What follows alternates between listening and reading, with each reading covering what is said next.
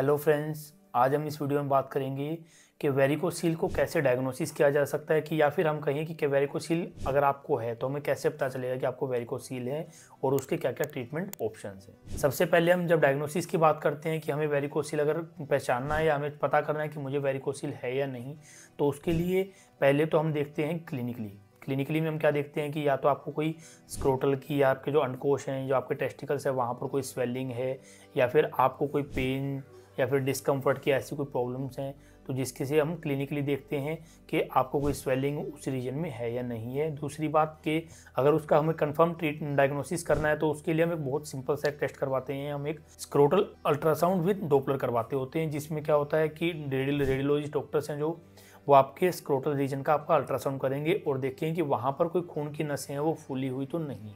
अगर नसें फूली हुई हैं तो फिर उसमें ग्रेडिंग होती है, ग्रेड 1 to 4। तो हम उसमें ग्रेडिंग देखते होते हैं कि नसें अगर फूली हुई हैं तो कितनी फूली हुई है।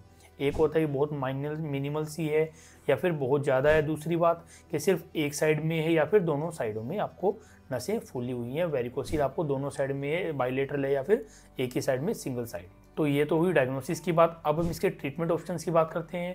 तो ट्रीटमेंट ऑप्शंस में हमारे पास बहुत तरह के ट्रीटमेंट ऑप्शंस हैं कि जैसे पहले के ज़माने में क्या करते थे लोग, सर्जिकली उनको ओपन करके निकाल देते थे।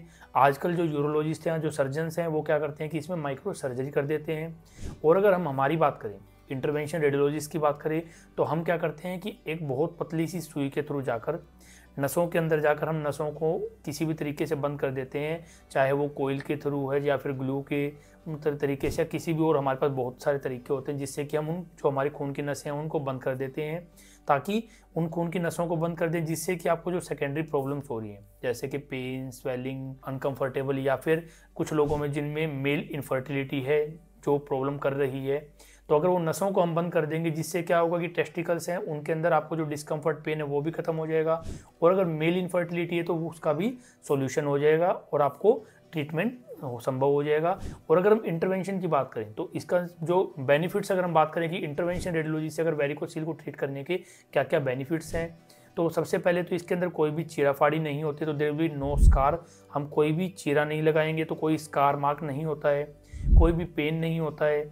ये हम डे केयर बेसिस पे भी कर सकते हैं। इसके अंदर हमें कोई बेहोशी की ज़रूरत नहीं पड़ती है। हम बहुत ही एक सिंपल पतली सी निडल से एक तार लेकर जाते हैं और जो हमारी टेस्टिकुलर वेन है, जो हमारी नसें हैं जो फूली हुई हैं, उस नस के अंदर हम अंदर तक जाकर नीचे के हिस्से में वहाँ पर पहले कोयल डालते हैं। उसके ऊपर ग्लू या जेल फोम में हमारे पास बहुत सारी चीज़ें होती हैं, वो हम इंजेक्शन से ही डालकर और उन नसों को बंद कर देते हैं, जिससे कि उनके द्वारा जो होने वाली प्रॉब्लम्स है उनको हम ट्रीट कर सकें या फिर उनसे आपका छुटकारा पाया जा सके।